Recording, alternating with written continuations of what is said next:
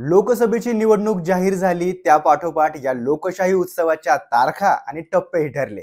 त्यात काही पक्षांनी वेगवेगळ्या जागी आपल्या उमेदवारांची यादी तर काहींनी संभाव्य नावं जाहीर केली।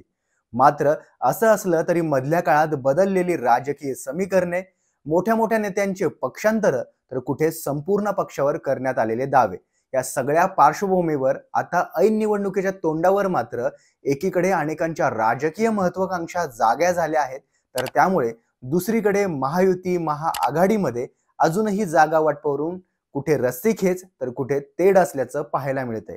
त्यामुळे अजून तरी कुठल्याही पक्षाची अंतिम उमेदवारी यादी जाहीर झालेली नाही। मात्र निवडणुकीची सुपारी फुटून तारीख ठरली आहे, तर लवकरच त्या जागांसाठी ते उमेदवारही बाशिंग बांधून उभे राहतील। यातील काही पक्षांच्या अधिकृत तिकिटावर उभे असतील तर काही बंड करून। शेवटी मतदार ठरवतील कुणाच्या गळ्यात माळ घालायची ते। आता हे सगळं ठीक आहे, पण सगळ्यात महत्त्वाचं की 18व्या लोकसभेच्या 19 एप्रिल ते 1 जून दरम्यान 7 टप्प्यात मतदान होणाऱ्या 543 जागा नेमकी कुठल्या राज्यात आणि किती आहेत, आणि महाराष्ट्रातल्या त्या 48 जागा कोणत्या की ज्यासाठी दिवसा रात्र अपरात्री कधी मुंबईत तर कधी दिल्लीत, कधी वर्षावर तर कधी सागरवर बैठका होतात। नमस्कार, मी शुभम धांडे आणि आपण पाहतात विषय का मराठी हे आपलं यूट्यूब चॅनल।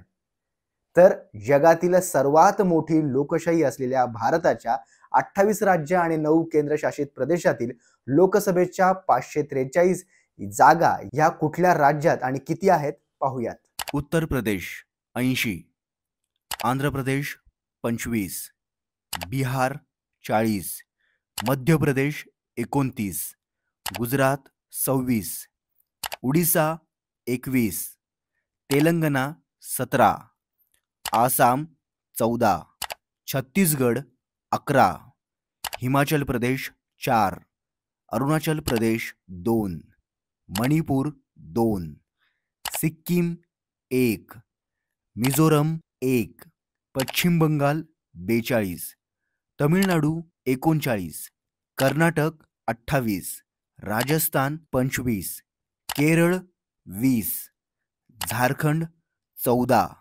पंजाब 13, हरियाणा 10, उत्तराखंड 5, मेघालय 2, गोवा 2, त्रिपुरा 2, नागालँड 1, महाराष्ट्र 48, केंद्रशासित प्रदेश असलेले दिल्ली 7, चंदीगढ़ 1, अंदमान निकोबार 1, दादरा नगर हवेली आणि दमन दीव 2, लक्षद्वीप 1, जम्मू काश्मीर 5, लडाख 1। आता पाहूयात महाराष्ट्रातील 48 जागा कोणत्या। उत्तर महाराष्ट्रातील नाशिक, दिंडोरी, अहमदनगर, शिर्डी, धुळे, नंदुरबार, जळगाव, रावेर। मराठवाड्यातील छत्रपती संभाजीनगर, जालना, परभणी, धाराशिव, लातूर, बीड, हिंगोली, नांदेड। विदर्भातील बुलढाणा, अकोला, अमरावती, यवतमाळ, वाशिम, वर्धा, नागपूर, रामटेक, चंद्रपूर, भंडारा, गोंदिया, गडचिरोली, चिमूर।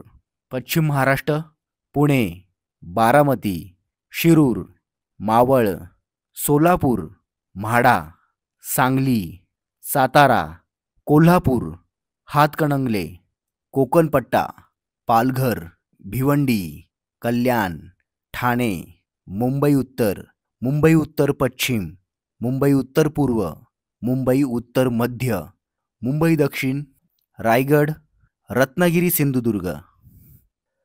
तर आता तुम्हाला लक्षात आलंच असेल की लोकसभेच्या भारतातील 543 आणि महाराष्ट्रातील 48 जागा नेमक्या कोणत्या।